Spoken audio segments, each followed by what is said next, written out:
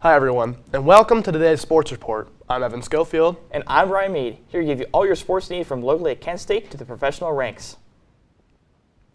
There's a lot of different sports going on around the world today. I'll be discussing Kent State field hockey as well as NCAA men's basketball. Today, let's begin with field hockey. Yesterday, the Kent State women's field hockey team played against the Miami Redhawks in the MAC quarterfinals. Kent State came out with a strong first half, recording 14 shots while keeping Miami from a single shot or corner. Even with this strong performance, they were still unable to score as they would go into overtime with a score 0-0. In overtime, senior Bella Carpenter was able to score the game-winning goal for the Flashes, winning 1-0. Kent State will play against James Madison today at 11:30 a.m. And now we have number 8 ranked Baylor taking on number 6 Gonzaga here. As we can see, sophomore Dusty Stromer pulled up for 3 and gave the Gonzaga a big play there. And later in the first half, senior Ryan Neighbor passes this one, and he's going to get a slam dunk here for Gonzaga. The Zags are going to get an early lead here in this one. And Gonzaga's won 18 straight season openers, and they are going to look to continue this hot streak here.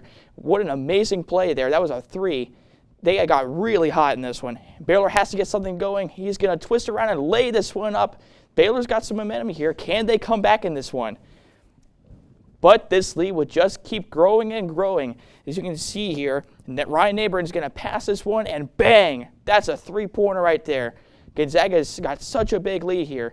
Can Baylor do anything? And this one is done. Gonzaga is going to win this one, 101-63. Amazing season opener for them. And that's all I have for today's Sports Report, but stay tuned as Evan Schofield has more on today's Sports Report. What do you have for us, Evan? Thanks, Ryan. I'm going to go over some hockey, but first, let's talk more Kent State sports. The Kent State Golden Flashes took on the Ohio Bobcats last night in a 41-0 Wednesday night disappointment at Dick's Stadium. The Flashes showed no signs of life early and could not get it done with only 114 yards of total offense, 28 of them coming from Krishan McCray with leading receptions. Despite the grueling loss, junior safety Josh Baca comes off a career-high 18 tackles. The Flashes look to finally end their losing ways with a road trip to Miami University next Wednesday at 7 p.m. Let's look over to New York and Pittsburgh. In New York, Sid Crosby looking to add on to his goal total tonight. Second period now, can the Pens get a turnover? They do, and Sid does get that goal with some help from Malkin. Sidney Crosby, 598 goals from one of the best in the world.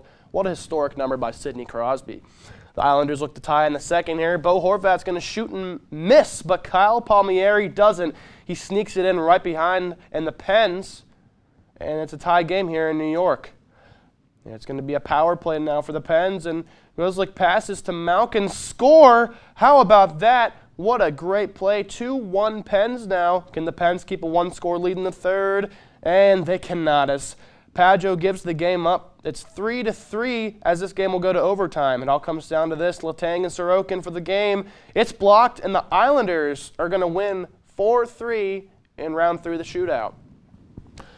So, we talked football, we talked hockey. What about this Thursday night matchup? What are your thoughts, and what's your prediction?